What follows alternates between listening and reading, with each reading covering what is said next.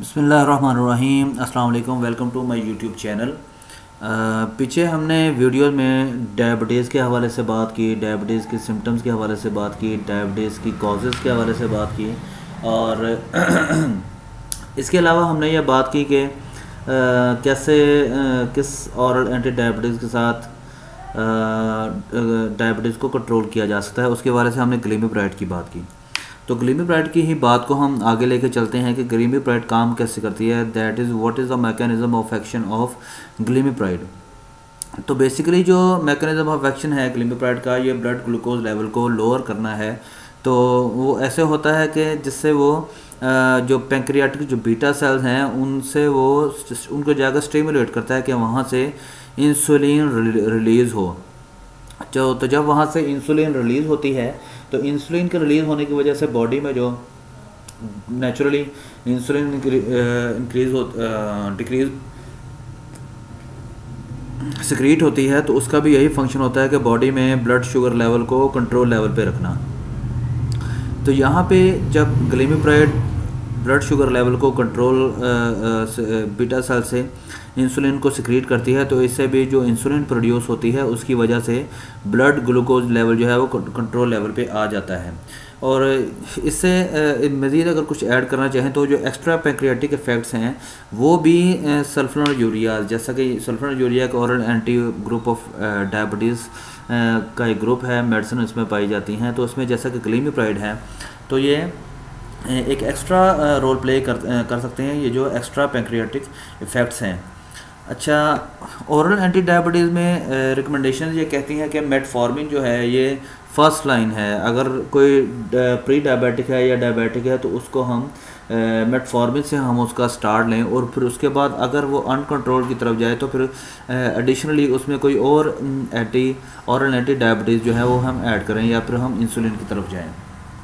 तो मेटफॉर्मिन जो है वो इंसुलिन रेजिस्टेंस को इम्प्रूव करती है, और जैसा कि ये रिकमेंडेड है कि फ़र्स्ट चॉइस है मेडिकेशन में for newly diagnosed type 2 diabetic patients by most guidelines.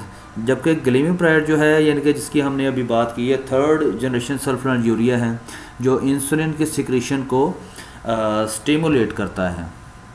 तो यहाँ पे जो हमने बात की इसमें हमने ये देखा कि ग्लिमिप्राइड का जो मैकेनिज़्म एक्शन जो है वो क्या है।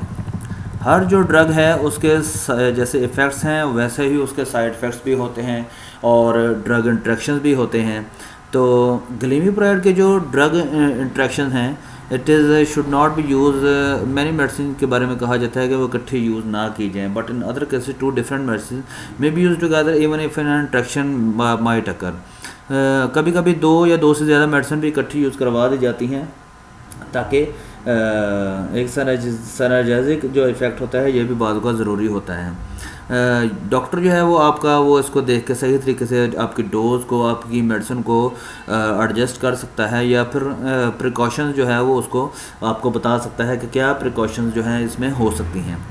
तो when you are talking this medicine it is especially important that your healthcare professional know if you are taking any of the medicines listed below।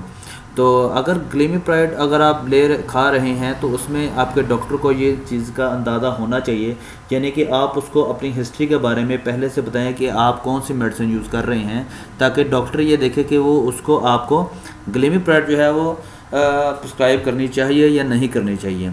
तो following interaction have been selected on the basis of their potential significance and are not necessarily all inclusive. तो using glimepiride जो है of the following medicine is usually not recommended. इन सब जो आगे मेने medicine के नाम लिखे हुए हैं इनके साथ ये रिकमेंड नहीं किया जाता कि इस मेडिसिन को लिखा जाए, but may be required in some cases. कुछ केसेस ऐसे होते हैं जिसमें लिखना जो है वो नागुज़ीर होता है, यानी बहुत इंपॉर्टेंट होता है। और जब दोनों मेडिसिन लिखी जाती हैं तो डॉक्टर डोज चेंज कर सकता है, टाइम चेंज कर सकता है, and how often you use one और बोथ ऑफ द मेडिसिन, कि कितनी ज़्यादा या कितनी कम इस मेडिसिन को यूज़ करें, या क्वांटिटी दोनों में से किसी एक की कम या ज़्यादा रखी जाए।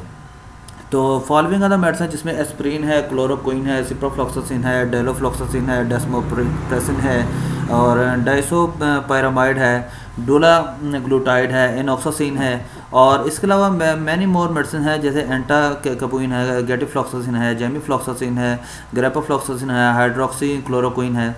इस तरह बहुत ज़्यादा मेडिसिन हैं जिनके साथ ये कहा जाता है कि इसका ड्रग इंट्रैक्शन के ग्लिमिप्राइड के ड्रग इंट्रैक्शन के चांसेस होते हैं।